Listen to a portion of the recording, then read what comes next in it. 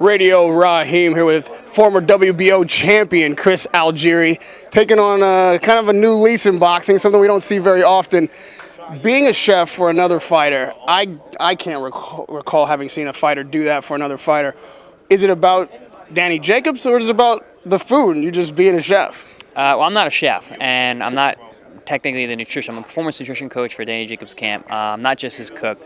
So we had to develop what his nutrition plan would be for the training camp, and then it just happens that I like to cook and I'm pretty good at it, so that's what kind of got me into position to actually make the food. But at the end of the day, it's all about Danny's training, his performance, so it's Danny, not the food.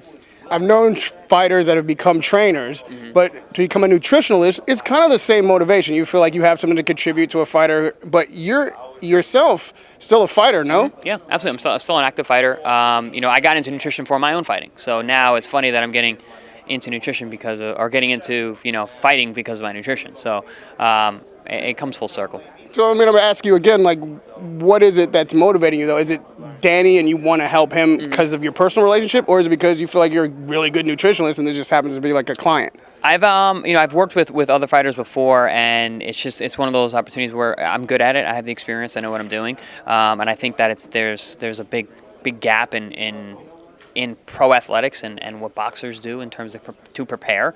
So just trying to bridge that gap the best I can. And I think I've got a good foot in the door to do that. Talk to me about your boxing career then. Is this something that you're still aggressively pursuing like you were before? What are you looking on the horizon to do? 2017, where are we going to see Chris Algieri? I'm looking to get right back in the mix. This sport's all about momentum, so I need to get back in and get a couple wins under my belt, get things rolling again, and work towards another world title. If I didn't think I could be a world champion, I wouldn't box again. They talked about you giving Jacobs advice. You said that from the podium. I'm assuming they're not just talking about foods, vegetables, and fruits. What kind of advice are you giving them? So my first day in camp actually with Danny, we watched probably about 6 or 7 Triple G fights. We sat in his living room, we watched fights. I gave my perspective of what I thought Triple G brings to the table, what Danny needs to do in order to get the victory. And then throughout camp, I've seen every round of his sparring. I've been doing a lot of his workouts along with him, and really just kind of giving my own little critiques here and there. And Danny's a great listener and a great student, so we've kind of just been working it out as fighters would. The first time you and I met was in Macau, in China. It was another huge stage. You're fighting a guy that's wildly popular at the time, obviously Manny Pacquiao. It was the first time you'd been in that kind of spotlight, under that kind of pressure. I could say the same for Danny Jacobs. Yes. Did you guys discuss that at all and how that affects the fight and the preparation for the fight? That was a point that I made very, very early on, that this is going to be something that he's not used to doing, and the media obligations can be very, very heavy. And that doesn't have to do everything. I wish I had teammates that were telling me that I could pick and choose things that I had to do, because the media obligations during a mega fight can be extremely, extremely exhausting.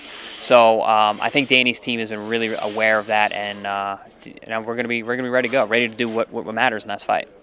Are you learning anything from this camp and this experience with Jacobs? Like you say, you're still an active fighter, so talk to me about what you're getting out of it other than a check for being a nutritionalist. Yeah, absolutely. I mean, I've been training alongside Danny the whole time. I'm in actually super shape right now. I was sparring when we were out in San Francisco. Got great work with some quality pros out there, and I got the great work with Andre Roger.